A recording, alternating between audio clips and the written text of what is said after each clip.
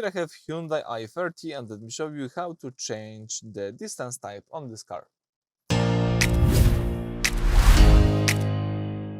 So at the very beginning, let's start by using the setup button right here.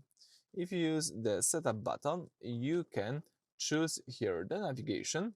Then let's use the left menu to select the guidance. As you can see here, you can set guide distance type.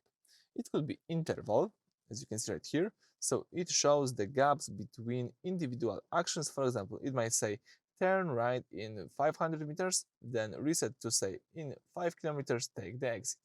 Or you can use cumulative distance, as you can see, shows the running total distance from your current position. For example, it will display that your second turn happens at exact 3.5 kilometers from where you are standing right now. It could be quite useful, but in my case, I like to use the interval distance. Alright, so that's it. Thank you for watching. Please subscribe to our channel and leave thumbs up.